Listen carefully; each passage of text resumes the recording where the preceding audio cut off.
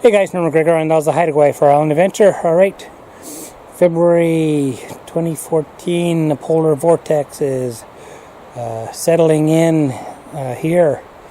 It's been a beautiful winter so far, and but now it's cold. And actually the other night we set a record for the coldest night in recorded history for our area. So it's going to be colder in the next 2 weeks, so I got to get my chimney cleaned. I got to get the wood stove ready to go. But this is also a good time for me to do a 3-year review on my Drolite PyroPak Wood Stove. So let's go take a look and see what's happening here. Okay guys, so this is my wood supply in a little shed. Here has got 1 quart of wood in it. This space has got 1 quart of wood in it, and this space is the quart of wood that we've now used. We started burning in October, so we got October, November, December, January, and we're in the first week of February, so we got 4 months of use out of 1 quart. So this gives you an idea of the efficiency of the Drolite wood stove. Mr. Windy Turbine's going. Oh, look.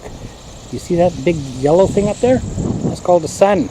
We haven't seen that for 94 days. Now today it's out. Mr. Wind Turbine, he's giving us some power. So we're making solar energy today. Let's go do the wood stove.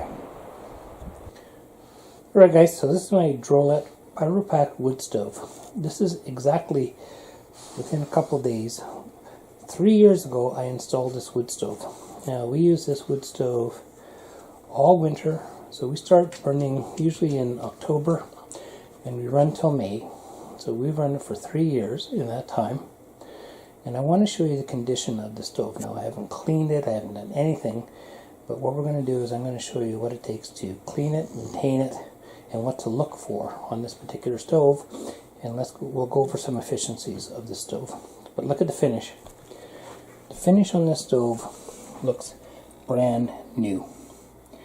You would swear that this stove just came out of the box. The paint is still good. There's no marks. There's no rust. Now the glass is dirty. I've got ashes all over the place. Inside, open up. You can see it's full of ashes, so I've got to get that cleaned out. And I'm going to clean the chimneys. I'm going to show you how easy this stove is to work on, and how easy it is to maintain. So what we've done is we've set this up quite nicely with a through the wall configuration. Now this stove is a double wall, black, goes up, does a 90-degree, goes into a grade A insulated stack, which goes through the wall outside to the stack going up to the roof. This is a heat thimble. It keeps the appropriate clearance away from any combustibles. And this comes apart here, comes apart here. So I just lift it out. I clean this pipe outside, so keep all the mess outside. Then I'm going to run a brush through this pipe to the outside to the clean out on the inside, and it's a very clean install and clean maintenance. So very nice to deal with, and very simple to do. Okay, this is our wood box. So we made this, and what it does, this box will actually hold 3 days of burning in it. So I only have to load it up every 3rd day. I keep a little box of kindling down here for starting, and I got a little tray of paper, cardboard, and that kind of stuff to basically start the fire when we need it. So everything is nice and handy, very simple to do, and it's all in a nice, neat little package. Alright, so the first thing what we're going to do is we're going to clean out the inside. And what we do with that is I have a bucket that I use. I open the door, and what I use is a piece of flashing. from the roof.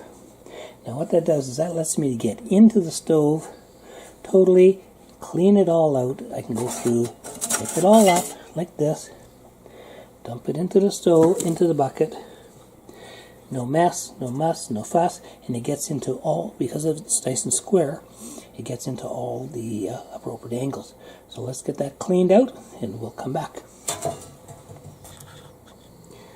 Right, this is interesting. This fire has been out for 12 hours. And look, there's still coals in there that are glowing. So this gives you an idea of the efficiency that the heat that the stove can do. Alright guys, so there we go. We've got the ashes out, and it only took just a couple of minutes really to do it. But now what we want to do is we want to look at the inside, and we want to inspect all the fire brick all the way around. Look for broken pieces, scratches. Check the bottom along with the sides. In the top, you want to make sure that the heat exchanger at the top, or air recirculation, is nice and clear and clean. And that's where you get your secondary combustion from. And make sure there's no burnouts. This is 3 years old. This looks like brand new. What you also want to do is inspect the door. On the door there's a gasket, goes all the way around. And you want to make sure that there's no burnouts or breaks in it, and that it's nicely sealed. As time goes on, this gasket's going to compress. And what you want to do on this particular model, there's a pin on the hinge. This is your door hinge. There's a little pin, you pull it out, you give your handle one turn around, put it back in, which tightens up the seal, and your door will close nice and tight. If you have a break or a burnout on this, it's time to get a new one, and they're only a few dollars, and it's something that should be done every few years. This is 3 years old. Haven't had to touch it yet. Alright, let's go get the chimney cleaned. Okay guys, so what I've done on my double wall interior pipe, what I've done is I've removed the screws from the bottom, removed the screws from the top. Now what I'm going to do is I'm just going to pull it out, just like this, lift it out, and put it outside. I'm going to actually just shove it through this open window, and I'll clean it all outside. Okay guys, while you've got the pipe out, take a look inside down there. Now there's going to be some ash in there, and don't forget there's a protective fiber mat in there. Clean that out and get as much of the ash out of there as possible. The other thing you want to do is at this point, what you want to do is you want to inspect your upper pipe. As you can see, I've got a little bit of creosote in there, quite a bit around the bottom, but we're just going to get the little broom out and we're going to sweep that all outside. Alright guys, so I got all the covers off and the pipe is exposed, and what I'm going to use is I'm going to use my 6-inch chimney sweeping brush. Now these are sized to depending on the pipe you have. I've got 6-inch pipe, and so I got a 6-inch brush. Now what's going to happen is this is going to go in, and I'm going to shove it through. All the stuff that's in that pipe is going to go into the clean out on the outside. But what happens is when I bring this brush back, this, any dirt that it's scraping is going to dump it all over your floor. So here's a little tip. Get a bag, grocery bag, and put it over the, hang on, did this wrong, sorry. Okay. Get the bag and put one end of it over the shaft, and then what you can do is when you're pulling it back, you can hold it underneath just like so, and it'll collect any dirt that comes back, saving you a big messy cleanup. Alright, there we go, nice and clean, and ready for the outside. Alright guys, so here's my pipe from the inside of the house, and it's windy out here, so hopefully it's not affecting the mic. But what I want to do is I want to get this stuff out of here. So jam this in here, jam it out, up and down a few times. Get all that nicely done. And then what I want to do is I want to come in from this end, do the same thing, but I need 2 hands, so I'll come back when it's done. Okay, so I've scraped both directions. Now what I'm going to do is I'm going to tip it out, and I'm going to show you how much creosote was in here. Now this little patch here, this is from last month I cleaned it. Let's see if we get a whole bunch more. Remember, it's been warm here. Here we go, we're going to tip it up and lift it up, and there's the pile. So that's all the creosote that was in my pipe. Not too bad at all. Okay, now it's time to put this back together and do the outside. Alright guys, so this is my outside pipe that needs to be cleaned too. The nice thing with this one is it's got a clean out in the bottom. Now this pipe extends 9 feet, so what I've had to do is I've had to get a 10-foot extension for my brush so that I can reach all the way through. So now what we have to do is we have to go up here on a ladder. You have to use a ladder, and this is the clean out. Now the clean out is really nice because everything that's come in from the horizontal pipe that I scraped out from the inside is going to be all in here. So let's open this up. There's a little dewey here that's a little bit rusty, but got him open. Pull this guy.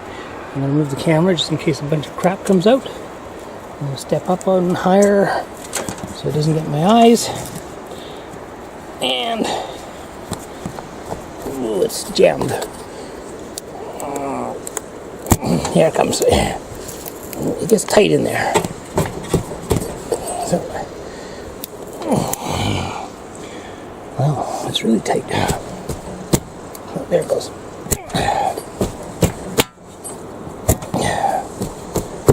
It's tight. Must be full. There we go. And out it comes. And there gives us clear access up to the top. Let's take a look in there and see. So there was quite a bit in there. But can I see all the way up? Yeah, see all the way to the top. And actually it's actually not bad at all. So let's run the brush up and see. Let's put this guy over here. Now let's stick the brush up through the spider web. Okay, I gotta step up a step so I don't get it in my eyes. Okay, there we go, guys. Okay. Whoa, yeah. And here it all comes. So we're up 5 feet to the top. Yeah,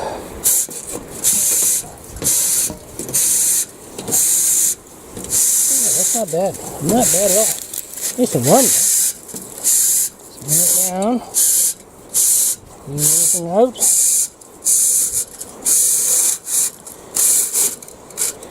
Go back up.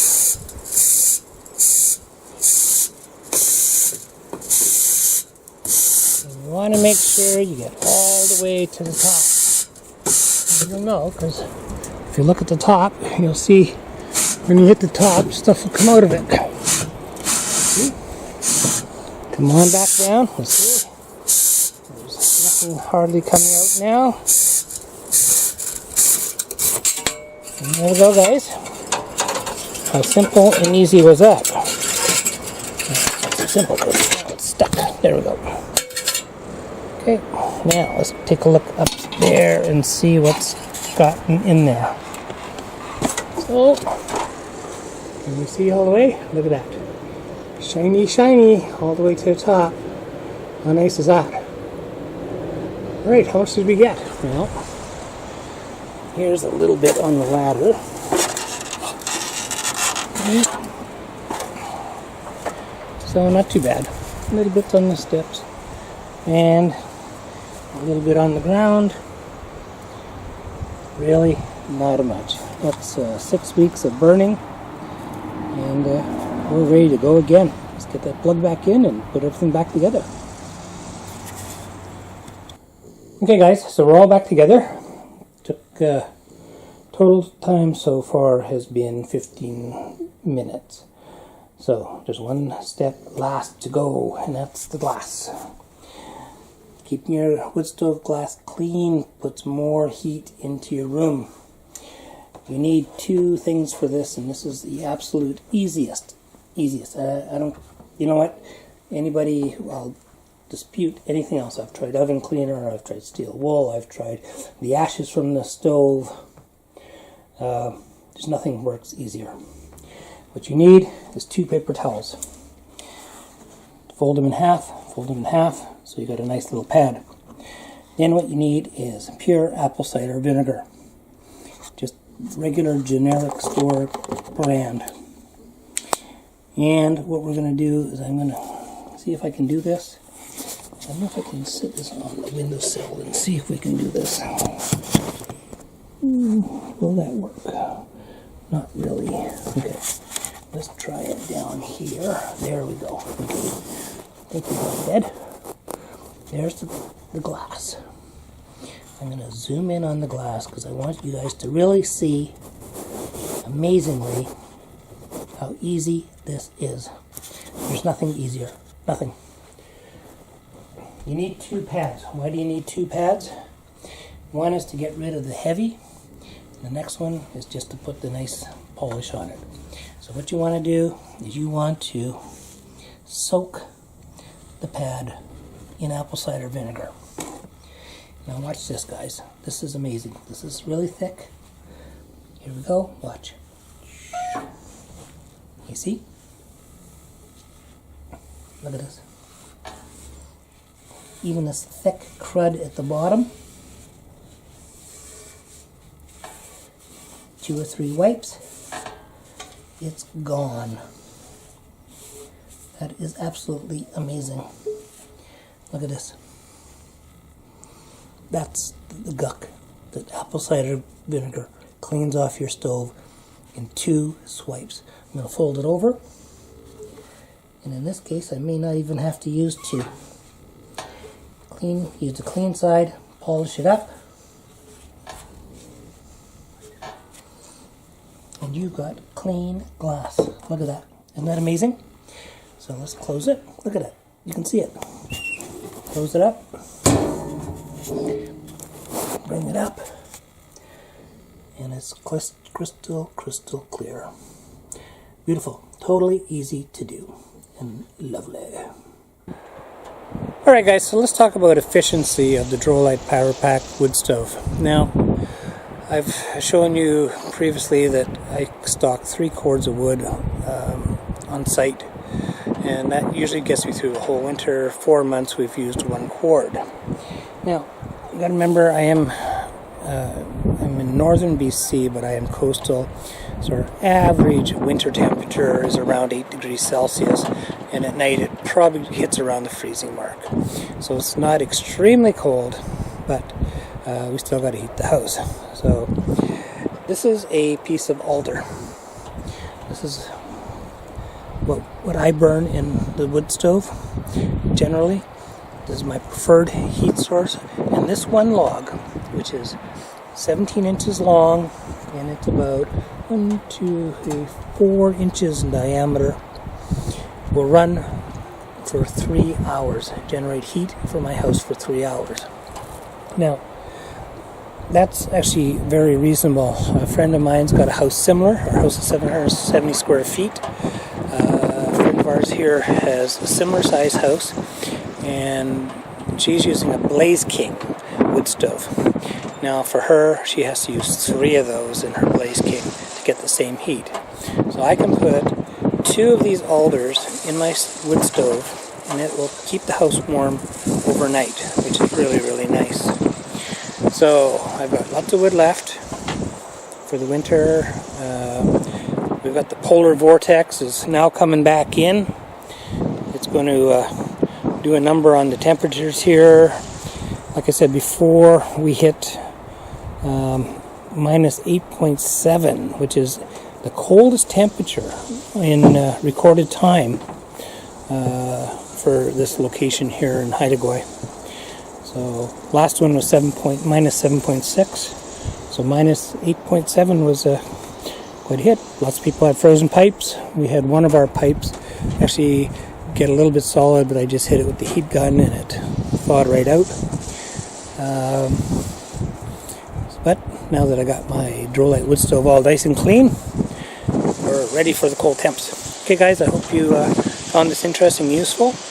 And the Drolite PyroPak Wood Stove is an awesome thing, and 3 years later, it's still looking like new.